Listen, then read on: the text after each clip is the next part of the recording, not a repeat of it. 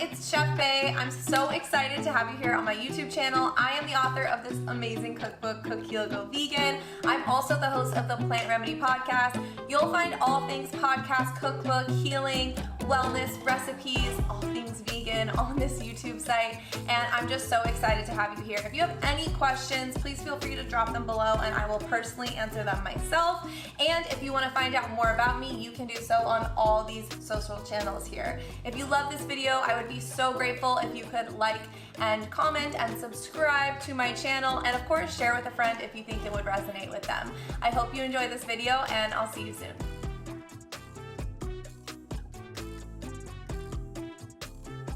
What's up? Welcome to the Plant Remedy podcast. It's your host, Chef Bae.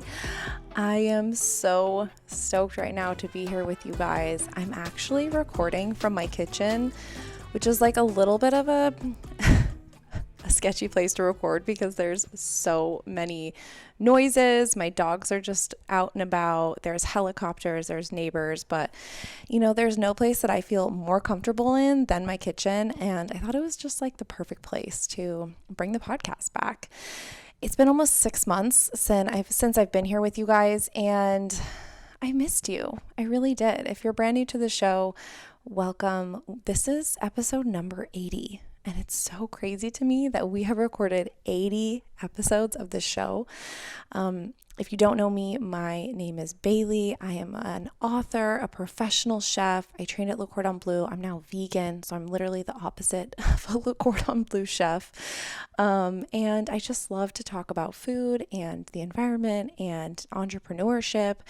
And we've had some really incredible guests on this show, like Dr. Joel Fuhrman. Our top show right now is Dr. Brooke Goldner, and she talks about reversing lupus with diet, which is like groundbreaking stuff. And the show's also on YouTube too. So if you are listening to this, you can watch every episode of the show on YouTube, which is also really fun. But yeah, this is just a place where we come to learn about our own plant remedy and where we learn about healing. We talk a lot about like veganism on this show, but this isn't just a place for vegans. This is a place for everybody to learn and to heal. And I honestly say, like, every time I record an episode of this show, specifically with a guest, I leave the show a better person, a more educated person. And at the end of the day, like, that's why I started the show, was so that I could just be a better person, so that I could show up better for my friends and family, show up better for myself, and really just create a platform for people to talk about what they care about most. And, change doesn't necessarily happen if everyone is fighting for everything. I think change really happens for when all of us pick something to focus on, and we all fight for something that is super important to us. And if we can all focus on those things that we want to change and really listen in to other people on their focus, I think that's when we can really make change and make the world a better place. So that's my little spiel. Again, thank you so much for listening. If you guys love the show, as always, leaving a comment on Apple Podcasts is so helpful. Clicking that 5 stars on Spotify is so helpful. And the most helpful thing of all is just sharing with someone that would love this episode. And one more thing before I hop into the show, we are hosting another 14-day plant-based challenge. It is literally our most popular thing that we do. We have had thousands and thousands of people be in this challenge with us in the past. And it's kind of like what got me really involved in the social media world, is just starting challenges like this. And so obviously we have to kick off a new year with a brand new challenge. We're going to be doing like a ton of giveaways over on our social media. And as part of the challenge, which starts on the 2nd of January, you're going to be getting like daily videos. You're going to be getting recipes. There's multiple meal plans for you to choose from. There's a meal plan that goes along with our cookbook, which is really amazing. And yeah, there's just so much in there for $1 a day for $14. And there's so many resources for you. It's just like, if you're really getting started with the plant-based world, or maybe you just want to try to eat more plants and be more healthy heading into, a new year, this challenge is the perfect thing for that. It's also so great if you want to challenge someone in your life who you know needs like a healthy start. Because I know for me, I needed that. Steve, my husband, pretty much challenged me to a vegan challenge, which is now why we're vegan 5 years later. And it started the 1st of January. So I just know how powerful these things can be. And I mean, this podcast would not exist if it wasn't for my husband challenging me. You know, my cookbook wouldn't exist. Everything we're doing right now literally would not exist if a challenge like this didn't exist. So yeah, it's a great time to start new, start fresh, and just try something different and open our minds. So if you're interested in doing the challenge, again, it's just $1 a day, $14. You get lifetime access to the challenge. So every time we do it as a community, you can do it again. And you can go to www.chefbay.kitchen/challenge. And everything you need to sign up will be right there. And it's all in a portal. So you'll get your own login and you can log in whenever you want. The recipes are clickable. Like, it's all very user friendly. So I'm really excited to start the year off with the challenge with you guys and to just be together in community.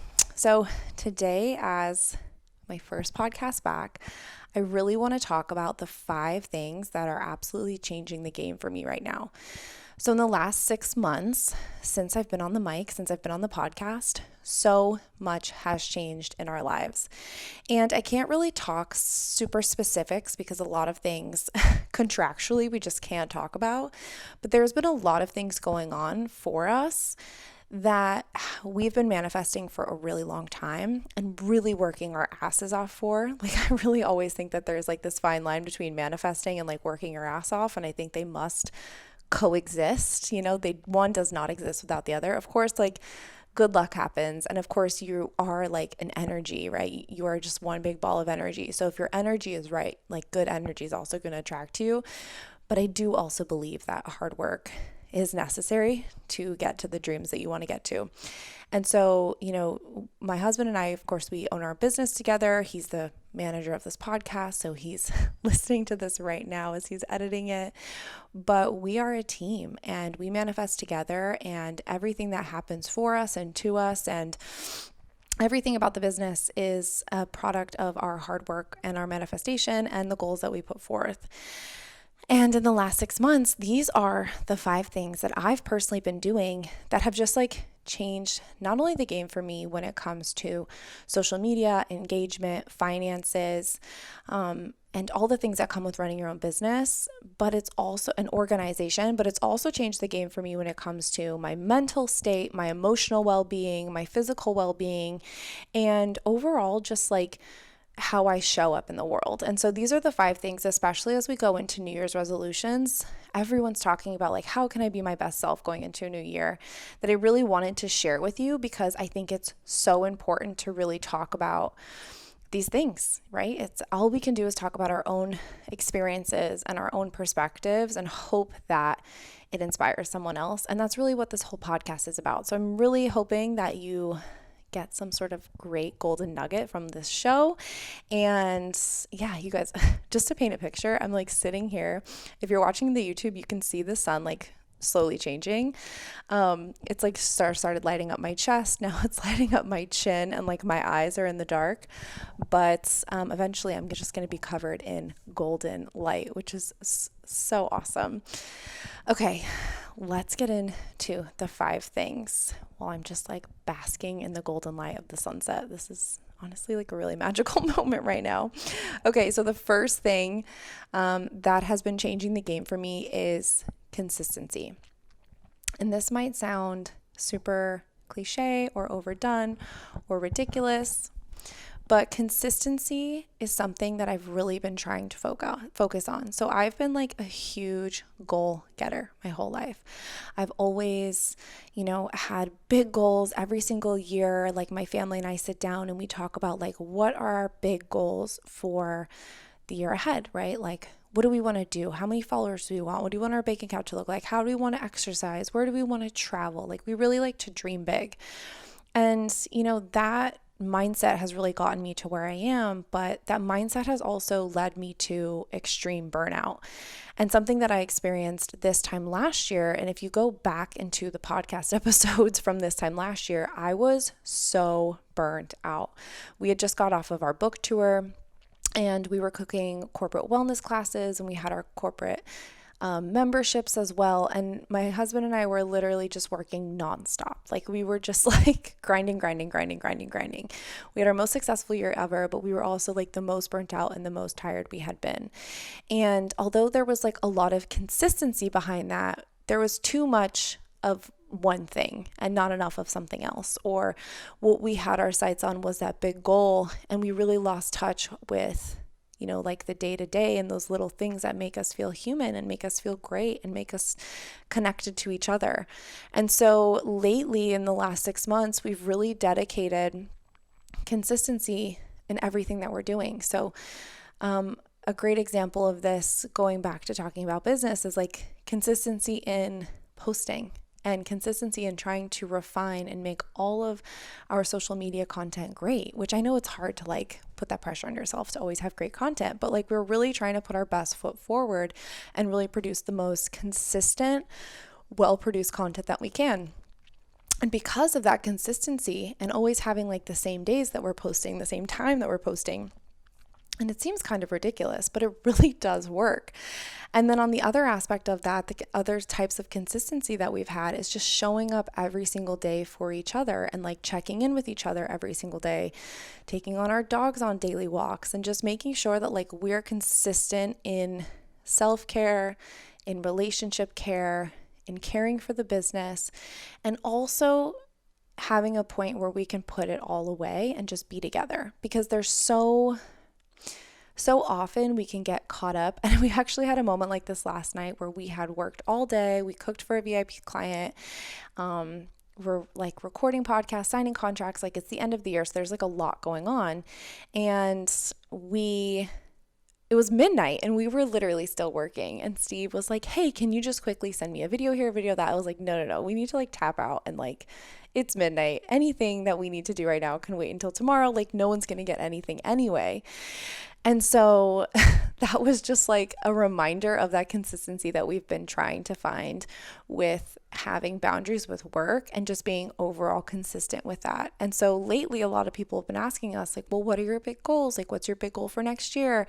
Do you guys want to have kids? Like, what's your plan? Where do you want to be in a year? And we're honestly just looking at each other, and our answer is always like, we just want to remain doing what we're doing right now. We want to stay consistent. We want to stay healthy. We want to put our mental health first.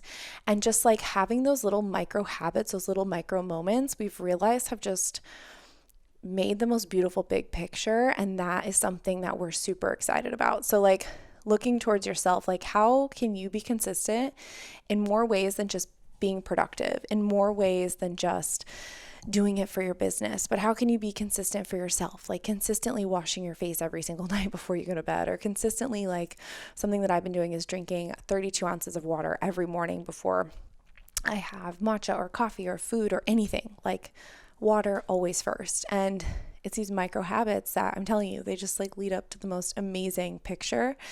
And leading into a new year, I think it's really easy to be like, okay, what are these massive goals, without really looking at like what's going to get you there. And what's really going to get you there are these micro moments of consistency.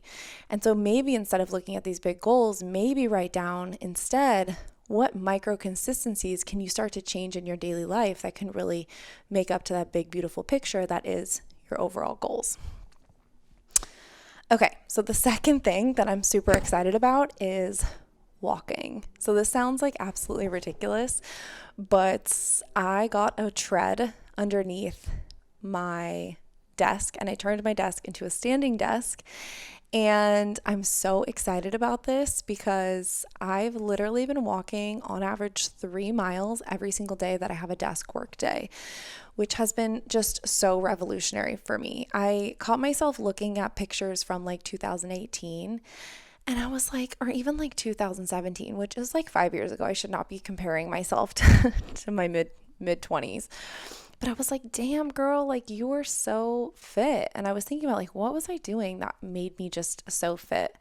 And I was still bartending on the side. And like, what does bartending equal? It equals lots of walking. And so I was like, I need to get back into walking. And so we have 2 dogs and I was like, okay, I'm just going to walk the dogs. But then I realized like walking dogs does not equal walking productively because they're both like loose cannons, right? They're peeing, they're pooping, they're playing with other dogs. Our one puppy's like chasing butterflies, chasing birds, chasing the mailman. Like literally she's chasing everything she can. And so it's not like the most like, it's not giving like hot girl mom or hot girl walks or like rich mom walks or whatever everyone's calling it. It was really it was like giving dog mom walk, which was not what I was going for. And so I started walking, and the biggest thing that I realized when I was walking is that it fueled my creativity so much. Like I've gotten so much done. I've been able to really harness the power of our website through this. And I've just like been able to do so much more and be less distracted by my phone and social media and phone calls by walking and working. And everyone always asks me like, don't you get dizzy or like, isn't it hard to type and walk? And it's actually surprisingly not. Like it's super easy. So I have a bunch of those links of like the standing desk and the walking pad on my Amazon storefront. A bunch of it's on sale right now, actually. But yeah, it's been like such a game changer for me. And then something else that walking can do for you is really improve your digestion. It's going to encourage you to drink more water. And overall, like, so for someone like me, I have endometriosis. And so it really helps to break up scar tissue. And it's really great when I'm not feeling good because it still gives me energy and it's not like a really intense like HIIT workout. And so yeah, walking, man, that has been the number one thing. Okay, or I guess the number two thing. Number three of the things that are changing the game for me right now, number three is going to be changing the way I talk to and about my body. So this kind of has been coming up for me a lot. I've had like some severe body dysmorphia from having endometriosis. You know, sometimes you go from looking 6 months pregnant to looking super thin, and over time, over dealing with this for your whole life, you just like don't know, you just don't know what's up and what's down eventually. And I know that Steve, my husband, thinks I'm totally crazy sometimes for the way that I talk about myself, which I know is not kind, and it's definitely can be toxic. And so one of my biggest goals is to really reframe the way that I look at myself. And this goes back to walking as well, because a lot of the way I was working out was, am I doing this because I hate myself? And a lot of times I would be doing these HIIT workouts because I'm trying to like burn things off instead of really doing something out of like deep admiration and love for myself. And so, yeah, I'm making a very big commitment to change the way I'm talking to myself. And it's just making like a huge difference in my personality, my energy, like absolutely everything. It's just changing the game for me. And something that really also helped with that is getting rid of clothes that just like don't feel great. Like I had jeans from 2018, 2019, and they just weren't fitting right. And I'm like, I'm not the same girl I was then than I am now, like emotionally, spiritually. My business looks completely different. Our relationship looks completely different. Why would I expect to fit in the same pants? Like nothing else is the same. So like, why am I putting all this pressure on myself to fit into the same jeans, And so I literally got rid of like 11 pairs of jeans, which was, I'll admit, like very scary and just like, yeah, it was 11 pairs of jeans. It was like my Levi's and my Madewells and all my favorite things, but I had to do it. And it feels so good now that they're not in my closet anymore, because I'm no longer looking at them like in grief, wanting to make it work. They just don't work. And so it's now time for someone else to enjoy them. And so, yeah, I totally revamped my closet. And then the final thing that I did to kind of really change my image around my body was unfollow a ton of people that made me feel like I need to be working out more, made me feel like I need to be doing something different or become a gym person. I like had this revelation that I was going to become a gym person. And I was like looking up gyms around me and like trying to, download apps so that I wouldn't feel super embarrassed when I go to the gym. But I just kind of realized that like I'm not a gym person. Like I've never been a gym person in my whole life. I'm a yoga person. I trained Muay Thai. Like I like alternative ways of working out. And so I realized that a lot of that came from following people who are into the gym. There's nothing wrong with being into the gym, obviously, but it's just not my thing. And unfollowing all these people has just been really helpful for me in realizing that like that's not my thing. It's never going to be my thing. And that's totally okay. And also following people who are my same size, my same shape, like So then I can start to like look at clothes that fit on people that look like me. And so if you're having like a lot of like body image issues, especially as you age, especially after the pandemic, like I don't know anyone really whose body looks the same post-pandemic. Like some people got in super amazing shape in the pandemic. I was not one of those people. And some people, were super stressed out and like let their stress get the best of them. And like that was me. Like my body completely changed during the pandemic, for better or for worse. And now we're just kind of like finding that new normal. So that's number 3, changing the way I talk to and about my body. And that is like, I swear, going to be a lifelong process. Especially as a woman, your body's changing all the time. I can feel my body changing. Being in my 30s, like, just doesn't feel the same, even as it did 2 years ago.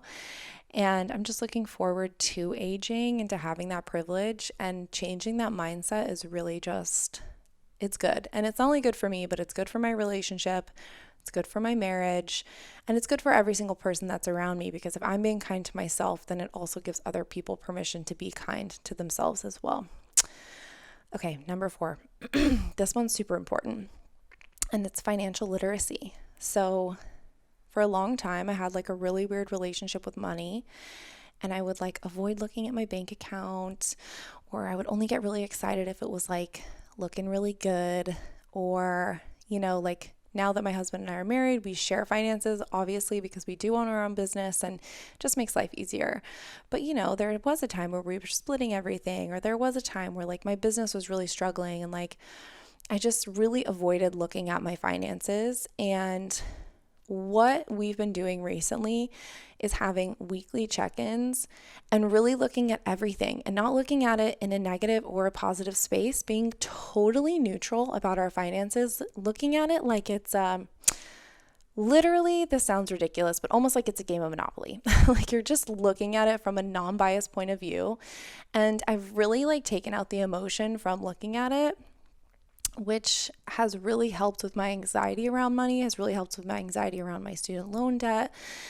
Like we all have ghosts in our closet. We all are coming from certain things, and having that open financial literacy and financial conversation with my husband and I has really made it so something that we literally never fight about. I mean, we fight about so much random shit, but like something we never fight about ever is money. And I'm so proud of that. And I think the reason why we never fight about money is because we're open and we're honest and we're communicative, and we really respect each other and like what we have to say about money. And I think for both of us, that is like really healing like generational trauma and lineages around money and scarcity. And yeah, it's just pretty incredible. And I think the biggest thing that we're doing is just being open and honest. So even if you're not in the most amazing financial situation, or you want to be somewhere different, you're never going to get to anywhere different if you're not having honest conversations about really where you're at. And you're really not going to be able to open yourself up to having better financial freedom and being more financially literate with yourself and investing in your future if you're afraid to have those conversations, if you're afraid to really look at what's going on. And I think a lot of times we dig ourselves into holes. At least I have done that in the past, where you dig yourself into a financial hole because you're afraid of looking at what's happening. And we don't talk about money a lot. Like I think it's very taboo, like on social media and podcasts and things like that. I think it's taboo to talk about, quote unquote, taboo to talk about money in this way. But it is so important, because in a recession with all these things that we're all going through, I think it's so important to talk about this, even when money isn't where it needs to be, where you think it's going to be. Like it is a flow, it will come back. Sometimes it will go away. And it's just being non-biased and really looking at that and having those honest conversations. That's been amazing for me personally. And it's also been amazing for our marriage. And it really gives me a lot of like strength and hope in us for our longevity, because of these like really honest conversations that we're having about money. And it's really just like ripping the Band-Aid off and just talking about it. And then finally, number 5, this is so cliche and so trending right now, but I'm going to do it. I'm going to say it. The 5th thing that is changing the game for me right now is my freaking skincare routine. You guys, I've never been like a skincare girl. Like the last couple years I've really gotten into it, but I was always like the CVS wash your face once a day kind of girl, like didn't pay a huge attention to what kind of makeup I was buying. And I've talked a lot about this when I have my clean beauty episodes and we talk about like the beauty industry and the chemicals in our face wash products, our makeup products, our hair products, all that stuff. But aside just from that, having an actual routine is not only like the most incredible way of having self-care, but the skincare routine is literally just making me fucking glow. Like, people have been complimenting on my skin, and that's something that's never happened in my life. Like, I always struggled with cystic acne. I always had hormonal acne. I always had really weird skin texture, blackheads, like, bags under my eyes. And so I've really been focusing on my skin on the inside out and all the things that contribute to having flawless fucking skin. And there's a few things that have contributed to flawless skin, but for me, it's having that consistent routine. So like every morning I'm prepping my skin before I'm putting on makeup. It makes my makeup last so much longer. And that makeup I'm using I'm obsessed with it. I'm really into Kosas right now and Ilia. They're like, I freaking am obsessed with the Kosas foundation and concealer. It's so amazing. But anyway, but like having that consistency in the morning, sometimes I'll ice roll if I've had drinks the night before, like really trying to reduce the puffiness. But then at nighttime, I probably like 6 nights out of 7. I'm not like perfect yet. Eventually one day I'm going to have this totally honed in. But I am doing my skincare routine at night too. So I do skin cycling where one day I'll exfoliate, one day I'll do retinol, one day I'll do serums. But every day I'm washing my face, and every night I'm washing my face, and every night I'm moisturizing my face, and then I'll throw in a few things here and there. But it's just literally made such a difference. And then from the inside perspective, we got this new alkalizing water machine, and it's like a water ionizer as well. So it filters all the shit out of the San Diego tap water where there's like pharmaceuticals, there's chlorine, like how much time you got. There's so much shit in the San Diego tap water. It's like number 5 worst in the country. And so it really filters it out. We're spending like $160 a month on this water machine, but then after a year we own it, which is amazing. And it's also giving us the options to have alkalinity. We can have acidic water and use that for cleaning. But it's been amazing. And it's something else that's really been contributing to the radiance of my skin, because I'm not only super excited to use this machine, and I just feel like I've succeeded in life because I have a water machine. Honestly, this has been on my dream board forever. But I'm also drinking more water because I'm excited to drink it. But the water itself is really making a big difference. And like I said before, with consistency, I'm drinking that water every single morning, 32 ounces. So at least first thing in the morning, I'm having 32 ounces of water, even if I'm forgetting to drink it during the day. Like, I'm hydrating first thing in the morning, which has been a massive game changer. And then stress and sleep. Stress and sleep are some of my biggest things that this time last year I was not doing well with. I was so stressed out. Like, my blood work was terrible. And like all of my recommendations for my blood work was like, you're too stressed out. You need to sleep more. You're too stressed.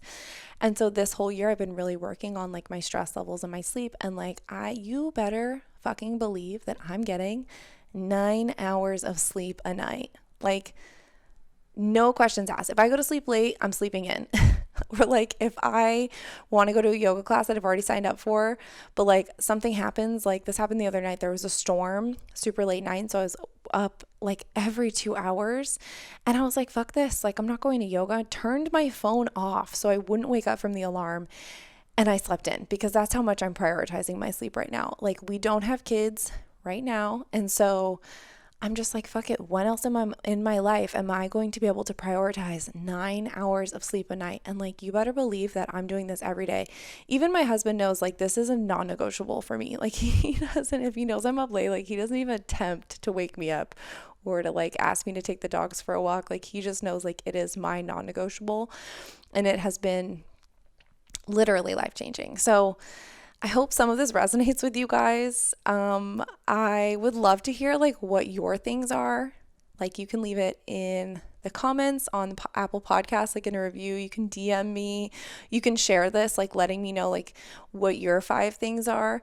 But yeah, I think us all sharing it, I can repost it. We can all kind of formulate some really awesome ideas going into the new year on how we can be our best selves showing up for the new year.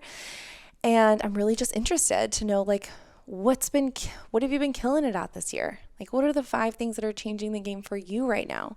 And I hope some of this resonated with you so that you can kind of take some of this and use it towards your new year. And I think the biggest takeaway from all of this is just no pressure, being kind to yourself, being non-biased towards yourself, like having just compassion and kindness and like taking some of that pressure off so that you can really show up and be your best self and just like relax into life a little bit. I think I know times are stressful and we're living in a bizarre time in the world, obviously. And I think having that kindness and compassion and softness towards yourself can allow you to radiate softness and kindness and compassion out into the world.